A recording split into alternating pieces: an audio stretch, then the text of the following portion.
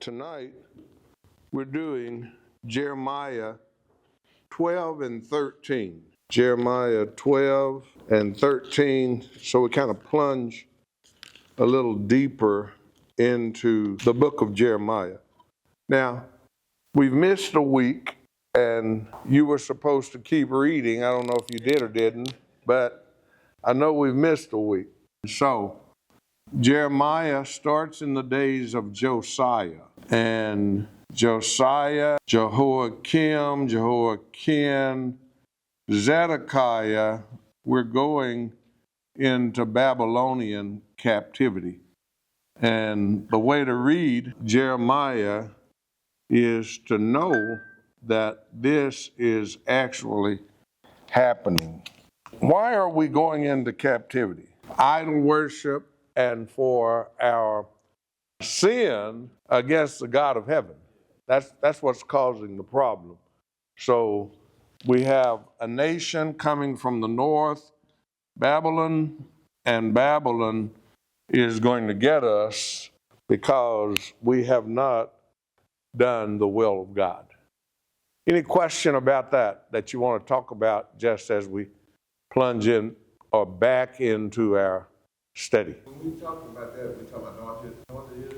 No. When you talk about this, you're talking about South Israel. North Israel, if you go back up here, in the days of Hezekiah, North Israel was taken into Assyrian exile because they were worse and they didn't last as long. North Israel's pretty bad. Once Jeroboam made his changes and you add Baal worship to that, they never get straight. And I still think that's just something that needs to be taught and learned all over again by modern people.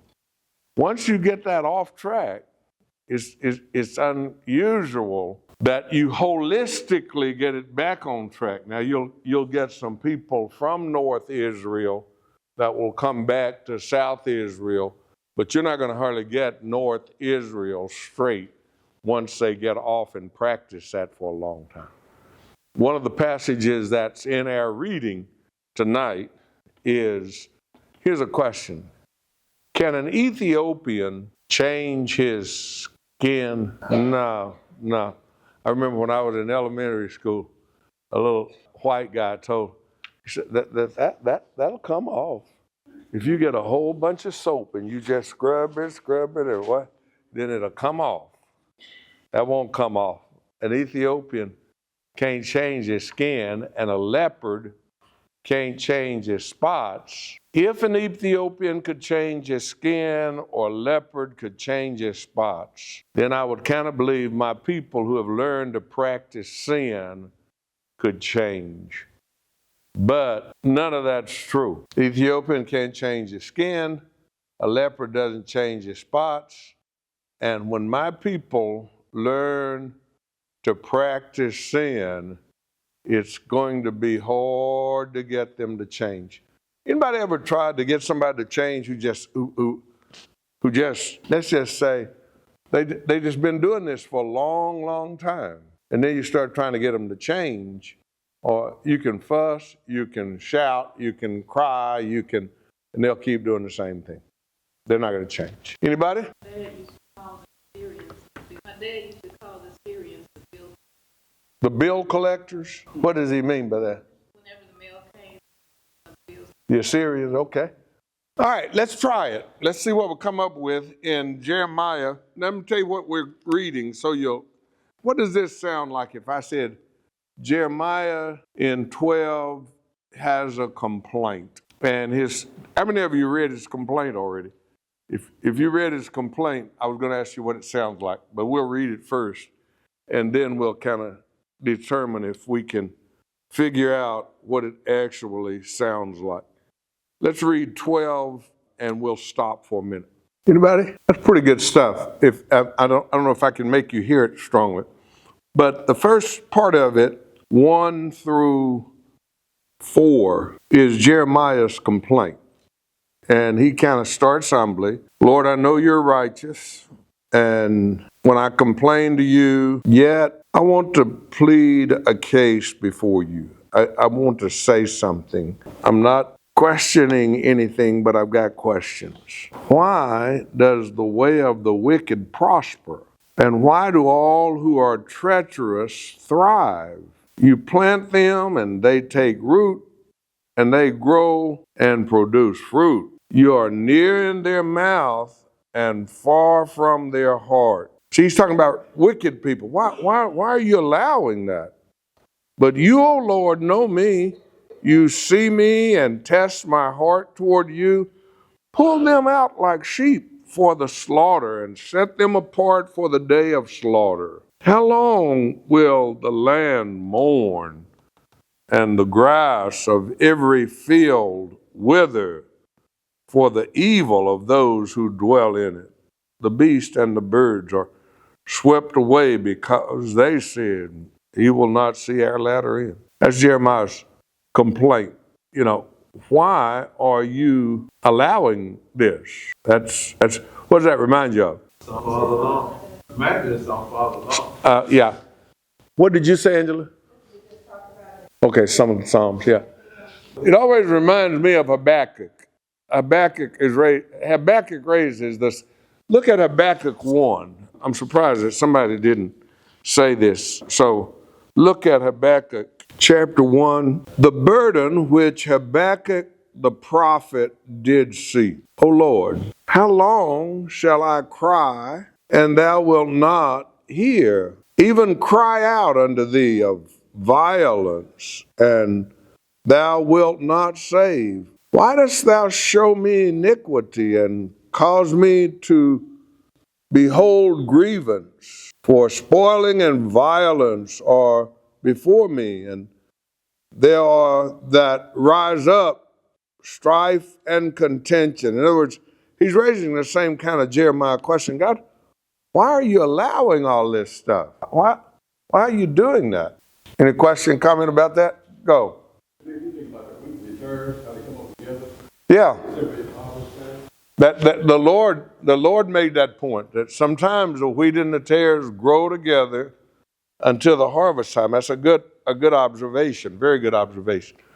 All right, but start thinking about that. Have you ever wanted to ask God a question? And if you could write one down right now. I'm coming back to it, but if you could ask God a question like that, what would you ask him? What would maybe question, or would you complain? Jeremiah's complaint is, God, why are you allowing this when you know that these wicked people are destroying the land? They're destroying everything. They're defiling the land. They're messing it up. And it looks to me like, I know you're righteous, and I know that's Jeremiah. I know you're righteous and you're holy, but why are you doing that? What would Jeremiah kind of rather see God do at least at some point? What does Habakkuk want him to do? Get rid of them. Why don't you just get rid of them? You know they're not helping the land. The land, the inheritance of God is being destroyed. And it looks like God's allowing that. So why don't you stop it? We'll come back to your question in a minute. But let's look for a minute at God's response. Verse number 5, that's where God answers him. And incidentally, you can read it when you get home. But his answer for Habakkuk is very similar. If you take the time to read it, you'll see that when Habakkuk says, God, how long are you going to do this? And what are you going to do about it? God's answer is something like, I'm planning to do something about it. But when I do something about it, you're not going to be happy. It's going to be pretty bad. All right? Look at his answer here, verse number 5. God says to Jeremiah, interesting statement.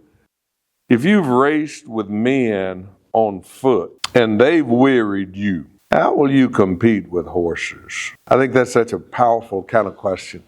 How you gonna compete with me and ask me a question, try to complain, and you can't even hang with how you gonna race with horses and you can't run with footmen? If you can't run with the people on feet, how you gonna hang with a horse? So that's God. Jeremiah, How you going to hang with me? And if in a safe land you're so trusting, what will you do in the thicket of the Jordan? For even your brothers and the house of your father, even they have dealt treacherously with you. They are in full cry after you. Do not believe them. Don't trust. So Jeremiah said, "My God, how long are you going to allow all of this?" And God's kind of saying, you better be careful with your questions now, because you have people all around you that might get taken up in this. But this is the real issue. Look at verse number 7. I've forsaken my house. Why does that sound strange? What did he say? Never asked for it. What? Never asked for a house. Yeah, never asked for a house. But here he's talking about his people Israel. The point is that Jeremiah is saying, how long are you going to put up with this? And God is saying, I've already forsaken them. Isn't that a sad commentary? Because neither Jeremiah nor Judah is even aware of it, that I've already forsaken them. You remember I've told you in several prophets, there's this already not yet concept, that this is already done. I'm telling you that there's a nation from the north coming to get them, and that's so sure that it's like it has already happened. So read it kind of with me out of a different translation, and I want you to see that. Here's the response. I have forsaken my house. I've abandoned my heritage. I've given the beloved of my soul into the hands of her enemies. My heritage has become to me like a lion in the forest. She has lifted up her voice against me. Therefore, this is strong language. Therefore, I hate her. Boy, that's pretty big. Like Jeremiah is saying, how long are you going to put up with this? And God is saying, it's already over. It's been over for a long time. And I love my people, but I hate them. I can't. They're not going to do right. What do you think when you read that kind of stuff? Like a person function here think he's doing great. And God said, I've already left that. I'm through with that. They're over here kind of still doing their own thing and stubbornness and pride. And they think they really have it going on. And God is saying, I've been through with that so long, it's not even funny. It's already over. He's showering blessings upon them. And Jeremiah sees the blessings, but God's saying, I hate her. Through with it. Go. So is he really blessing them, the enemies, or he just letting them exist because he done removed himself from them? Both. He's blessing his people, but he's out of it. True or false? Your teacher believes God can be out of something. Can you do that? Can you be out of something and through with it, but in it? Yeah, you can. You can absolutely do it. There are a lot of situations where this is over, and everybody keeps pretending it's not over, but it's over. Been over. But we can keep playing if we want to. This is so coming that it's over. All right? Keep reading just for a minute. Is my heritage to me like a hyena's hair? Are the birds of prey against her all around? Go assemble all the wild beasts. Bring them to devour. Many shepherds have destroyed my vineyard. They've trampled down my portion. They've made my pleasant portion a desolate wilderness. They've made it a desolation, desolate. It mourns to me.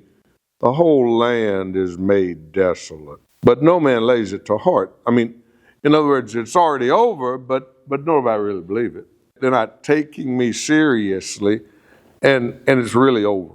That's kind of where God is. So in this section 12, you have Jeremiah's complaint, the first 4 verses, and then you have God's response to that in the last verses. And then I want to lock on it.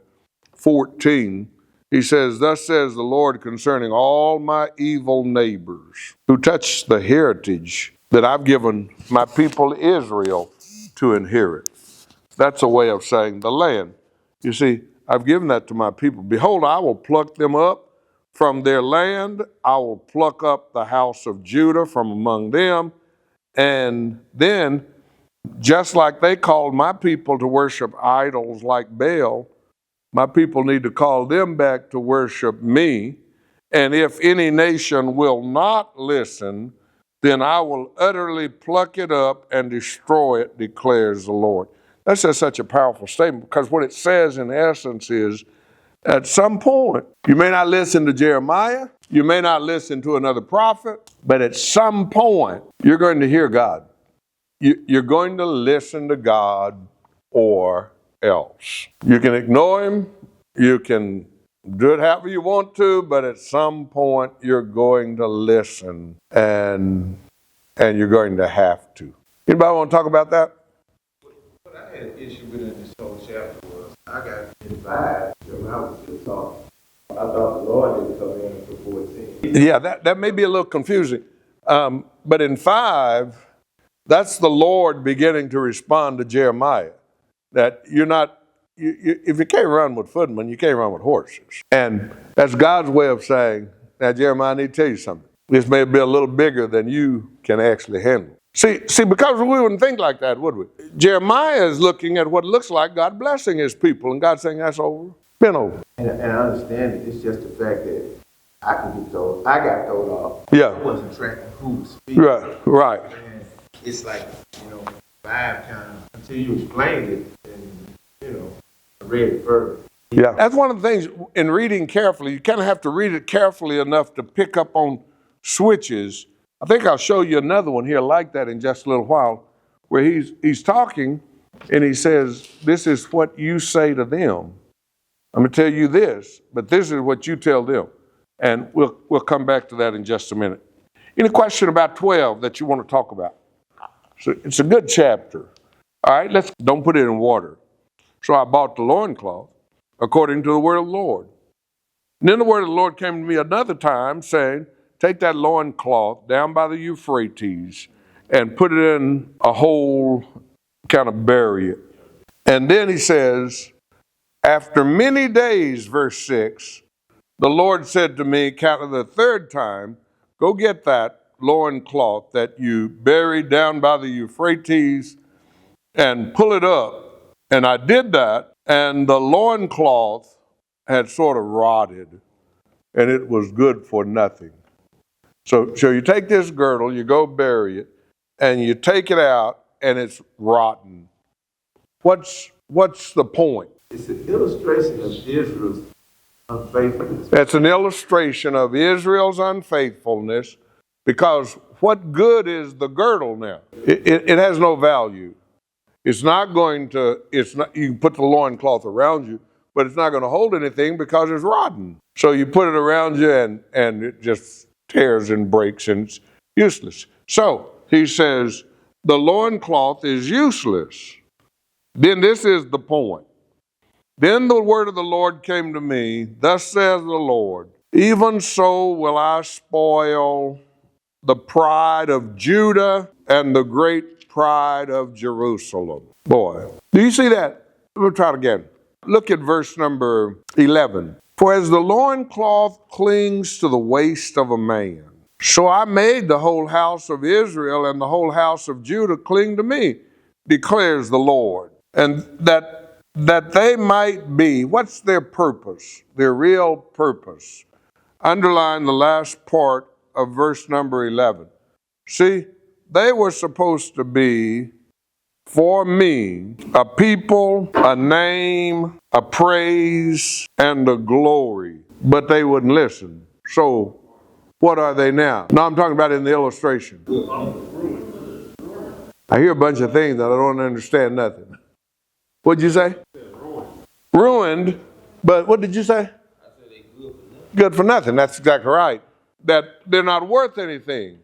They were supposed to be for me, my glory, my name, they're wearing my name still. They're Israel. And they were supposed to be worth something to me. But you know what? You know what my people have become to me? Worthless. I don't need them. They don't help me. They've done more to betray me than anything else, and I don't need them. I want them, but they're not going to do it right. They will not listen. And that's how God feels about his people, Israel. Look at verse number 12. Oh, wake Linda up. I thought somebody was raising a question. She over there yawning big. That's all right, Linda. All right, verse 12. Speak to them this word. That's what I was talking about, Brother Mooney. Thus says the Lord, the God of Israel, every jar shall be filled with wine, and they will say to you, we don't know that. Then you shall say to them, thus says the Lord, behold, I will fill with drunkenness all the inhabitants of this land, the kings who sit on David's throne, the priests, the prophets, all the inhabitants of Jerusalem, and I will dash them one against another, fathers and sons together, declares the Lord. I will not pity or spare or have compassion, that I should not destroy them. That's kind of the illustration with the bottles or jars of wine. I'm going to destroy them. Some people, and I kind of see this, think those first parts, illustrations, are still God responding to the complaint of Jeremiah. Jeremiah saying, how long? And God saying, I'm going to do something about it. And it's going to be my people are useless, worthless, and I can't use them like that. Then this third section in this chapter, verse number 15, is exile. You're going to exile. Hear and give ear. Be not proud, for the Lord has spoken. They would not listen because they're proud. But when the Lord speaks, it doesn't make any difference about your pride. You're still going to be in trouble. Give glory to the Lord your God before he brings darkness, before your feet stumble on the twilight mountains. And while you look for light, he turns it into gloom and makes it deep darkness. But if you will not listen, my eyes will weep bitterly and run down with tears, because the Lord's flock has been taken captive. Do you notice how that's present tense? That it has already happened, and it's kind of happening like this is so done. Look at verse number 18. Say to the king and queen mother, take a lowly seat. It's a plea for humility, but it's not going to happen. And in a very real sense, Judah in pride is pitiful. And then in 23, you see what I've already referenced earlier. Can the Ethiopian change his skin or leopard his spots? Then also you can do good, who are accustomed to do it. You've been practicing the stuff real long, and I don't think you're going to change. If you can change, then an Ethiopian can change his skin, and a leopard can change his spots, but it's not going to happen. Okay? Question or comment about any of that? And what are we learning when we plow down through that and just kind of take, what are we learning? If you think about Jeremiah and Habakkuk, what question or complaint would you have for God? What do you want to ask him? Anybody? Why you letting Trump do this? Why you let Trump do this? That would be good. Why? And he'd look at you and say, but Mooney, if you can't run with footmen, how you going to run with horses? Like, this is pretty big for me. I mean, like, you would think, in our context, you would think that's a good question. And I would think it's a good, but whatever question you put out there, and I'm not going to keep, I'm trying to give you an answer. Whatever question you put out there, you'd want to think about the question from your perspective and God's perspective, because God's answer may be way, way past what you're thinking.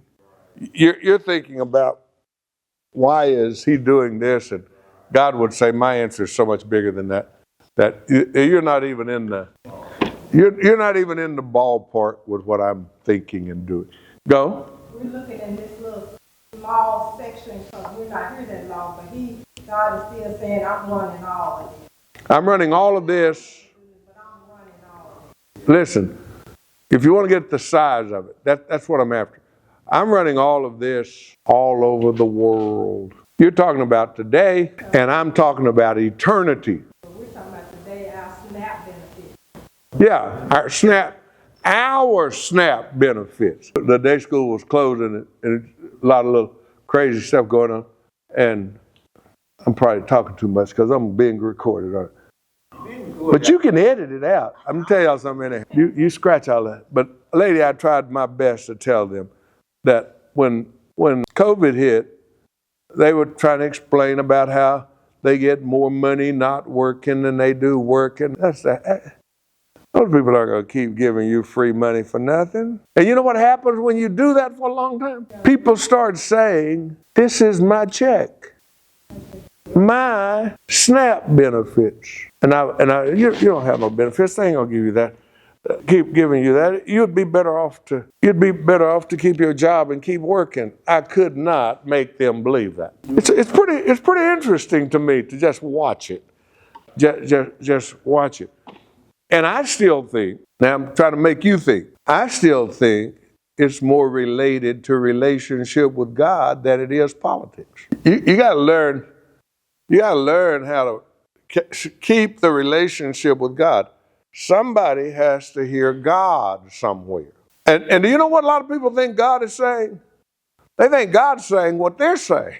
But God's not saying what you're saying. God's saying what He's saying.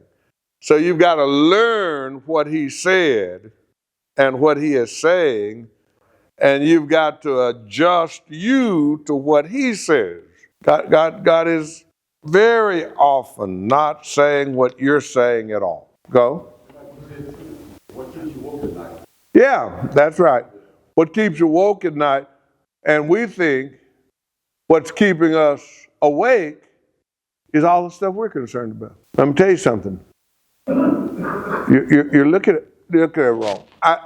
All I'm trying to say here with this first one is, I wanted, if we had a lot of time, but my time's going to get away, so I want to keep going. But if we had a lot of time, I would just let you say, what would you like to ask God? But I've already kind of ruined it right now because I've told you already that whatever you say, God's going to look back at you and say, you can't run with horses. you can't even keep up with footmen. And if you can't handle the cleared land, how you gonna handle the jungle? You're kind of out there pretty deep. I got you, Brother Matt. Go. Brother Mooney. People call up, they had a chance to 2019 something about, they did this. The situation today was in 17 22, I believe. Talks about the dog. Yep. You know, this is another interesting question. I'm not wanting to dwell on this for long, but I'll give you another interesting question. See how you answer this. How do you make, wait a minute, let me do it again. How do you make political decisions is kind of one question. Here's another question. Where do you get your information? Where are you really getting that? And what's the source? And I'm just telling you that when you start raising those kind of questions, I've listened to a lot of discussions over the years, and then you say, wait a minute, where did you get that? And what you start finding is people don't have a clue. What that means is that we have an interesting voting system, but most of the people who vote very ignorantly. They don't know what they're voting for. And then, man, if you start saying, what are you voting for, why, and where did you get that information, you'll see that a lot of people don't know what they're talking about. They're just talking. All right, let me move on from that. What'd you say? I didn't It's on party. Oh, on a party line. Oh, boy, that's bad. but probably true. Okay, here's a second one that I want you to kind of think about when you kind of go down through this list of things. What do you think of when you think of a useless garment? My people have become like a loincloth, a girdle, a useless garment. What does that remind you of? Anything? Well, in the New Testament, It's a waste because it used to be beautiful and used to be good, and now it's no good. One of the things that Jesus says in New Testament is you were made for his glory, for his name, for all this stuff. In New Testament, Jesus talks about the kingdom of God, and he says to potential disciples, you're the light of the world. You're the salt of the earth. But if the salt loses its saltiness, what good is the salt? What good is tasteless salt or any other seasoning that's supposed to give off flavor but it's not, it's useless. All right. I think what Jesus is saying is precisely what God is saying about his people. That my people in Old Testament are going into Babylon because they've become tasteless to me. They're not. All right. What does he want them to do? Repent. Turn over, come back to him. Yeah, all that's right. But The light to shine. The light to shine. he wants their light to shine. be the example for the other nations. See, we've got it all backwards. Because what he was really wanting is them to be a light for the nations. And instead of us being the light for the nations, we let the nations call us to Baal. And God is saying, no, Baal ain't no real God. And now I'm wanting to do something, and the nations will come to you. We were talking about that in the book of Esther, because I've been using Esther. Have you ever noticed that as they go off into Babylonian exile, as sorry as they've been in doing God's purpose here, man, God keeps doing his own purpose. Do you know what I'm talking about? No? Okay. We say, no, I don't know. All right, let me give you an example. Look at Esther. Look at the book of Esther.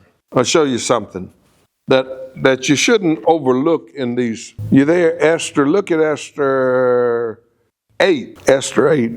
I think it's easy to overlook these little things. And I'm going in Esther. Now, Esther reveals that Haman is the person who really wants to kill all the Jews. And in chapter 7, verse number 6, the person is Haman, who wants to kill all my people.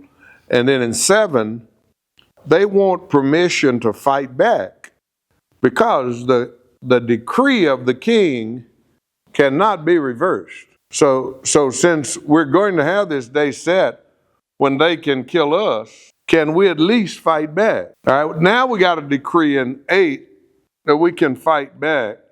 But I want you to see how this all turns out. Look at chapter 8, verse number 45. No, 45. Man, my eyes are bad. That's 15. Look at verse number 15. Mordecai went out from the presence of the king in royal apparel of blue and white, and with a great crown of gold, and with a garment of fine linen and purple. And the city of Shushan rejoiced and was glad. Verse 16. And the Jews had light and gladness and joy and honor. Now we were about to get destroyed, but God has changed all of this. Verse 17. And in every province and in every city, whithersoever the king's commandment and his decree came, the Jews had joy and gladness. We can fight back. We can do something. A feast and a good day. And what you ought to put a double underline is the last sentence. And many of the people of the land became Jews, for the fear of the Jews fell upon them. See, God went right off into Babylonian exile calling them anyhow. Many of those people became Jews because the fear of the Jews fell on them. These are God's people in the foreign land. So even though he's taking us off into Babylonian captivity, because we didn't do what he wanted, he continues to do his will. See, he wanted us to be a light for those nations, and we failed. But don't you ever think that if in your stubbornness you decide not to do God's will, that God's will won't get done? Don't you believe that? You'll be lost, but everything you were supposed to do will get done. Did you hear me? You will be lost, but everything you were supposed to do will get done. With or without you, it will get done. You'll just be mad and stubborn and filled up with pride, but they didn't do it, but God's will still be done. So it will just make better sense if you could hear God and humble yourself and decide, I'm going to do what he said, and let him use you for good. Otherwise, you just get used for evil. Anybody? All right, one more, and then I'm going to quit. Oh boy, do one more. Look at let's see. That's not what I'm after. What I'm after is Judah's pitiful state. They're going to reach a point. If you keep on ignoring God, just say, I'm not going to listen, I'm not going to listen, I'm not going to keep on doing that. Then what I want to teach you is you can reach a point where you can't change. Like you can't change. A leopard can't change his spots. An Ethiopian cannot change his skin. Neither can a person who just continues to practice against God. He's going to reach a point. You know what I think happens? I think what happens is they actually begin some kind of way to think they're right. Have you ever seen that? They think they're right when they're wrong, and they hold it up like it's really right. Everybody's against me, the whole world, and I'm right and the whole world's wrong, and we get all these things going that don't make sense. So I think I will stop unless you have a question or comment. Is that where their hearts are turned to be reprobated? Yeah, he'll let you believe a lie. Like one of the things he's fussing at his people for in this section is they've learned to believe lies. And New Testament, God, if you just willfully defy him, he'll send you a strong delusion and let you believe a lie and get condemned for believing the lie. Now, what that all means is we ought to learn how to walk humbly before God. You want to be kind of careful in your walk and in your faithfulness to it, because you can hurt yourself. By the time we get through and we get in Babylon, Judah to me is kind of pitiful because she had so much going for her. I mean, so much opportunity, so much possibility, and she's worthless. Anybody? Understanding the right, of knowing I'm on the right side, of knowing what I'm supposed to be doing, knowing if I'm faithful, knowing if I'm understanding. Let me help you with some kind of in the. See if you can hear this at all. That's better. I'd rather hear that than to hear somebody arrogantly, dogmatically telling people this is what that's better. If you take your position to God and do a Jeremiah approach, that it's better to God, I don't understand. I don't understand. Now God might look back at you and say, Charles, you can't run with footmen, so you're not going to be able to keep up with me. But I'd rather hear you really questioning than to hear your arrogance and pride. I don't want to hear your arrogance and pride, because you can't run with horses. All right, keep studying it. Let's wrap it up here. The prayer request.